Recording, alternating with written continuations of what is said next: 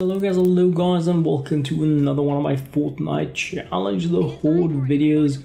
Day 2 has been completed, and in this video here I'm just gonna be briefly going through some highlights, clips, bases, all the goodies really from my day 2 of gaming in Challenge the Horde. Started out by playing the Shamrock Reclaimer because it works. I mean, the damage is just insane when you have decent traps and you have towers and you have hover turrets.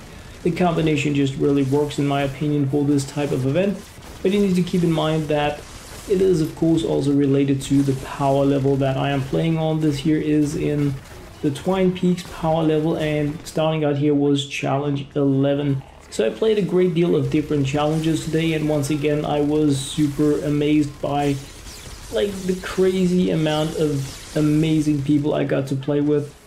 I did have just a few games where I had to leave because the missions were selected when I entered without any dialogue, but all else equal, day 2 in Challenge the Horde was completely different than day 1 in that people were communicating much more, people were much more aware of how the game had to be played, so it was truly enjoyable, and I was pretty hyped about this event. I was waiting so much for this event to kick in. Day 1 was great.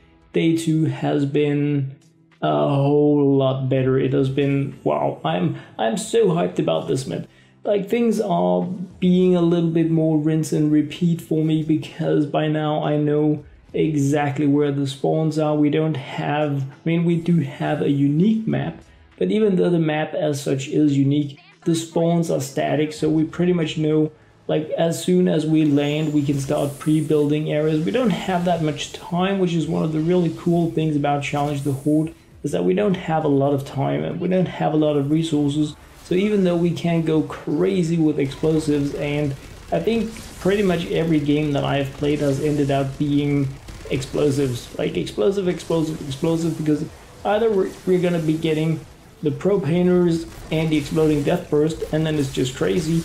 Or perhaps you're going to be having smasher waves, which I had for the first time here on day 2. Crazy smasher waves where you also just need that damn buster because they're just going to be tearing everything apart. Really funny to be up against those. I mean, the exploding death burst exploder combination is the most fun for me to be up against because it is just, everything just goes boom. But after that, I have to say, being up against a ton of smashers, it's just a whole crazy amount of fun. So that was some of the things I can take with me from day 2. Cool, amazing, crazy fun games with amazing people, loads of explosions, and I actually went in there and decided to start perking up my traps because as I am moving deeper into Challenge the Horde, I discovered that the game mode doesn't end at Challenge 18. We do have Challenge 18 listed as, hey, this is the end highlighted reward for the mission, but no, it goes all the way up to 50.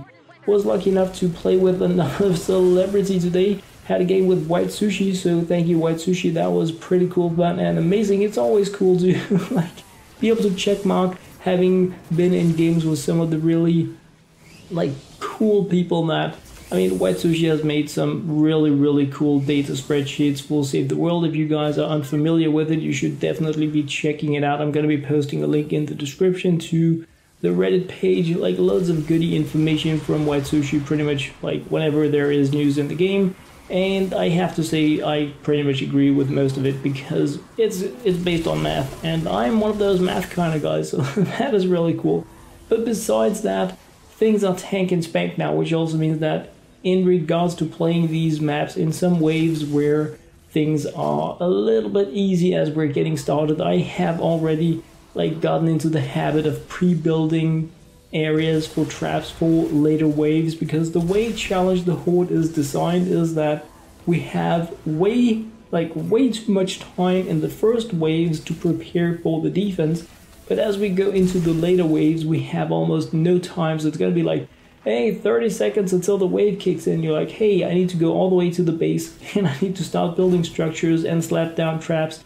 So if you know in advance that some of the defense areas are going to have an attack coming from one location at the first, attack, but then you already know because the attack is coming from here now, the next time it's gonna be coming from over there, or like, you guys get the idea. So you can actually pre-build trap areas for another attack at the same base. I wanted to highlight this stuff here, these like semi-half wall kind of things.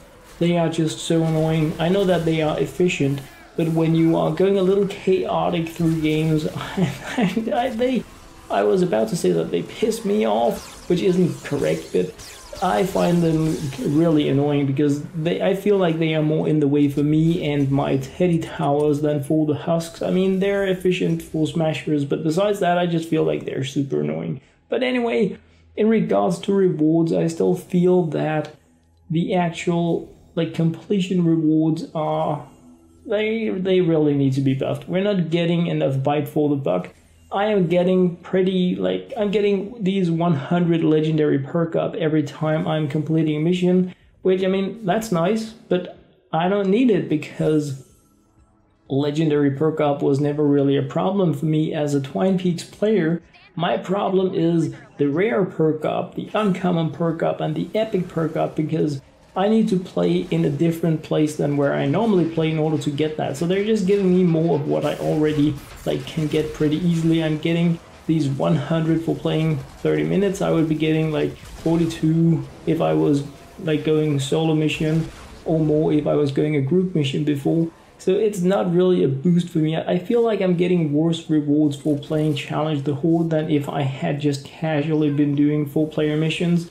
So I really feel like they need to update that in order for Challenge the Horde to be something that I can play for a long amount of time. Right now I'm hyped about it, it's super fun. I want to complete the challenges all the way up to challenge 50. I'm not sure that I am gonna be able to actually ride the hype train fast enough for that, because a lot of the really hardcore gamers that are going to be able to take it to challenge 50 are probably progressing a lot faster than what I am. So I may need to like cut and say, all right, I'm just gonna be able to reach 30 or something like that, but we will find out as time goes. Right now I'm pretty hyped about it. I really want to be able to reach the last challenge, and the rewards for doing it appears to be these like 250 tickets for every additional challenge you complete after 18. So it's a half a llama, and there is really nothing of interest in the llamas as such.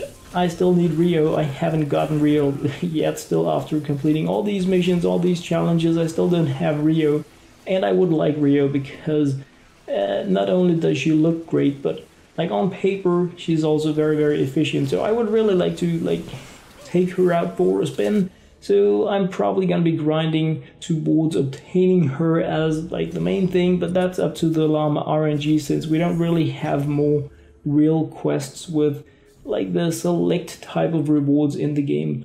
But something like another really cool thing that I discovered while playing today is that not only do we have the challenges that we're completing, and of course it's important to remember that they had, I don't know what happened in their game design team, but if you have challenge 14, you don't need to complete challenge 14 in a map. So even if you're on challenge 20, it will say something like you need to complete challenge 12 in a power level 76 challenge the Horde. And if you have like challenge 10, it may say you need to complete challenge 4 in a 58 zone. So just because you have mission number something doesn't mean that is the same challenge you need to select in the actual game. It's pretty important that you remember that, because I see a lot of confusion about it. I was also confused when I played it yesterday. I was like, alright, I have challenge 12. Of course I need to play challenge 12 in the game, but I just wasn't really paying enough attention to the actual mission. So I hope they're gonna change that, because it's a bit messy the way it is now. But on the other hand, we have a huge buffer on the difficulty. Things get a lot more fun in here once we like reach power level 120 husks. That's where it gets like really crazy. And I have this feeling, and I don't really have enough like data from my gaming to properly say that is how it works, but I feel that the waves we're getting become more challenging as we get higher numbers. So I have some kind of like weird feeling that we're not just seeing husks that have more health, and deal more damage as we increase in the challenge number, it also feels as if the type of husks you can get is more badass. Like, I'm getting more and more sploders and more smashers as we get up in the higher tier than I did when I was playing on day one, having some like easier challenge to Horde games, but it could just be really based on the crazy RNG. But anyway, the point that I was trying to make, or the thing I wanted to say, was that we're getting repeat missions on top of these challenges. So not only can you complete the challenge tiers from tier 1 all the way up to tier 50 and hit these power level 200 husks, which is, I need to try that. Like, I really need to try that. So anyway, those were my thoughts, my clips, my highlights from my day 2 of playing Challenge the Horde. I hope you guys enjoyed. If it's gonna be a day 3 thing, I'm not entirely sure, but like, perhaps I'm gonna be farming perk instead. Anyway guys, that was pretty much what I had to share in this video. I hope you enjoyed. As always, thank you very much for watching.